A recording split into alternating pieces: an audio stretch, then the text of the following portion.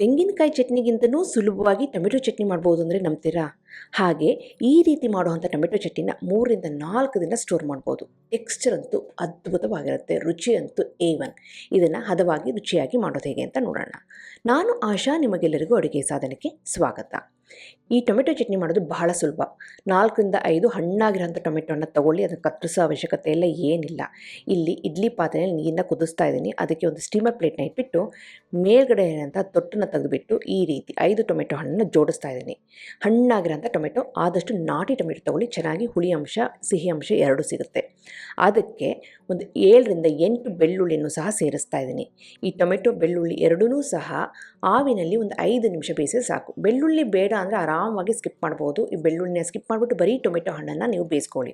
ಈಗ ಮುಚ್ಚಿಟ್ಬಿಟ್ಟು ಒಂದು 5 ನಿಮಿಷ ಬೇಯಿಸ್ತಾ ಇದ್ದೀನಿ. ಇದನ್ನು ಕಟ್ ಮಾಡೋ ಅವಶ್ಯಕತೆ ಇಲ್ಲ, ಏನಿಲ್ಲ. 5 ನಿಮಿಷದಲ್ಲಿ ನೀವು ಬೇರೆ ಕೆಲಸನ ಮಾಡ್ಕೋಬೋದು. ಈ ಸೈಡ್ನಲ್ಲಿ ಇದು ಆವಿನಲ್ಲಿ ಬೇಯ್ತಾ ಇರುತ್ತೆ. 5 ನಿಮಿಷ ಆದಮೇಲೆ ಈ ಮುಚ್ಚಳ ತೆಗೆದ್ರೆ ಟೊಮೆಟೊ ಹಣ್ಣು ಸಾಫ್ಟ್ ಆಗಿದೆ, ಆ ಸಿಪ್ಪೆ ಎಲ್ಲ ಹಾಗೆ ಸಪ್ರೇಟ್ ಆಗ್ತಾ ಹೋಗುತ್ತೆ.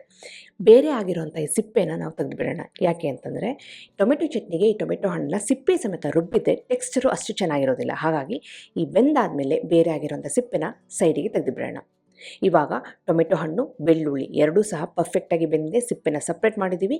ಇವಾಗ ಈ 2 ಸಾಮಗ್ರಿನೂ ಮಿಕ್ಸಿ ಜಾರ್ನಲ್ಲಿ ಹಾಕಿ ನೈಸಾಗಿ ರುಬ್ಬೋಣ. ಎಕ್ಸ್ಟ್ರಾ ನೀರು ಹಾಕೋ ಅವಶ್ಯಕತೆ ಇಲ್ಲ, ಯಾಕೆಂದರೆ ಟೊಮೆಟೊ ಹಣ್ಣಿನಲ್ಲಿರುವಂಥ ನೀರಿನಂಶನೇ ಸಾಕು. ಇಷ್ಟು ನೈಸಾಗಿ ಇಲ್ಲಿ ಟೊಮೆಟೊ ಪೇಸ್ಟು ರೆಡಿಯಾಗಿದೆ. ನೆಕ್ಸ್ಟು ಇದಕ್ಕೆ ಒಂದು ಸಿಂಪಲ್ಲಾಗಿ ಒಗ್ಗರಣೆ ಸೇರಿಸಬೇಕಾಗುತ್ತೆ. ಅದಕ್ಕೋಸ್ಕರ ಇಲ್ಲಿ 1 ರಿಂದ 2 ಟೇಬಲ್ ಸ್ಪೂನಷ್ಟು ಎಣ್ಣೆ ಸೇರಿಸಿದ್ದೀನಿ. ಎಣ್ಣೆ ಬೇಕು ಅಂದರೆ ಜಾಸ್ತಿ ಸೇರಿಸ್ಕೋಬೋದು, ಇಲ್ಲಾಂದರೆ ಕಡಿಮೆ ಮಾಡ್ಕೋಬೋದು, ನಿಮ್ಮ ಇಷ್ಟದಂತೆ. ಅದಕ್ಕೆ ಸಾಸಿವೆ, ಕೆಂಪು ಮೆಣಸಿನಕಾಯಿ, 1 ಚಿಟಿಕೆಯಷ್ಟು ಇಂಗಿನ ಪುಡಿನ ಸೇರಿಸಿದ್ದೀನಿ. ಬೆಳ್ಳುಳ್ಳಿ ಹಾಕಿಲ್ಲ ಅಂದರೆ ಇಂಗಿನ ಪುಡಿನ ಅಂಶನ ಸ್ವಲ್ಪ ಜಾಸ್ತಿ ಹಾಕ್ಕೊಳ್ಳಿ. ಇಲ್ಲಿ ಒಗ್ಗರಣೆ ರೆಡಿಯಾಗಿದೆ. ಸಾಸಿವೆ ಚೆನ್ನಾಗಿ ಸಿಡಿದಿದೆ, ಕೆಂಪು ಮೆಣಸಿನಕಾಯಿ ಜಾಸ್ತಿ ಕೆಂಪಾಗಿದೆ, ಫ್ಲೇವರ್ ಎಣ್ಣೆಯಲ್ಲಿ ಬಿಟ್ಟಿದೆ ಅಂದಾಗ ಇದಕ್ಕೆ ನಾನು ಕೆಲವು ಪುಡಿಗಳನ್ನ ಸೇರಿಸ್ತಾ ಇದ್ದೀನಿ. ಖಾರಕ್ಕೆ ತಕ್ಕಂತೆ ಕೆಂಪು ಖಾರದ ಪುಡಿ, ಸ್ವಲ್ಪ ಧನಿಯಾ ಪುಡಿ, ಸ್ವಲ್ಪ ಜೀರಿಗೆ ಪುಡಿ, ಹಾಗೆ ಒಂದು ಚಿಟಿಕೆಯಷ್ಟು ಅರಿಶಿನ ಪುಡಿ ಹಾಕಿದ ತಕ್ಷಣವೇ ಟೊಮೆಟೊ ಪೇಸ್ಟ್ನ ಸೇರಿಸ್ತಾ ಇದ್ದೀನಿ. ಇಲ್ಲ ಅಂತಂದರೆ ಆ ಪುಡಿ ಎಣ್ಣೆಯಲ್ಲಿ ಸೀದ್ಬಿಟ್ಟು ಕಲ್ಲರು ಚೇಂಜ್ ಆಗುತ್ತೆ, ರುಚಿನೂ ಚೆನ್ನಾಗಿ ಬರೋದಿಲ್ಲ. ಹಾಗಾಗಿ ಪುಡಿ ಹಾಕಿದ ಹಿಂದೆಯೇ ನಾವು ಟೊಮೆಟೊ ಪೇಸ್ಟ್ನ ಹಾಕಿಬಿಟ್ಟು ಇಲ್ಲಿ ರುಚಿಗೆ ತಕ್ಕಷ್ಟು ಉಪ್ಪಿನ ಪುಡಿ, ಸ್ವಲ್ಪ ಬೆಲ್ಲದ ಪುಡಿನ ಸೇರಿಸ್ತಾ ಇದ್ದೀನಿ. ಬೆಲ್ಲ ಹಾಕಿರೋದ್ರಿಂದ ಟೇಸ್ಟು ಸಿಹಿಯಾಗಿ ಬರೋದಿಲ್ಲ, ಆದರೆ ಈ ಹುಳಿ ಅಂಶ, ಉಪ್ಪಿನ ಅಂಶ, ಖಾರದ ಅಂಶ ಎಲ್ಲ ಬ್ಯಾಲೆನ್ಸ್ ಮಾಡುತ್ತೆ.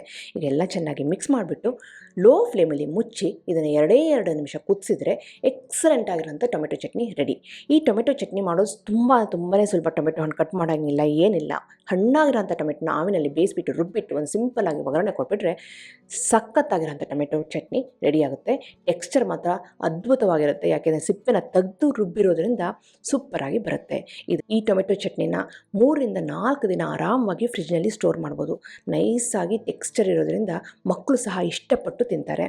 ಬಿಸಿ ಬಿಸಿ ಇಡ್ಲಿ ಜೊತೆ, ದೋಸೆ, ಉತ್ತಪ್ಪಂ, ಪಡ್ಡು ಜೊತೆ ಅಂತೂ ಎಕ್ಸಲೆಂಟ್ ಕಾಂಬಿನೇಷನು. ನಿಮಗೆಲ್ಲ ಈ ರೆಸಿಪಿ ಇಷ್ಟ ಆಗಿದೆ ಅಂತ ಅಂದ್ಕೊಂಡಿದ್ದೀನಿ. ಖಂಡಿತವಾಗ್ಲೂ ಟ್ರೈ ಮಾಡಿ ಹೇಗೆ ಬಂತು ಅಂತ ನಾನು ಕಮೆಂಟ್ ಸೆಕ್ಷನ್ ದಯವಿಟ್ಟು ತಿಳಿಸಿ.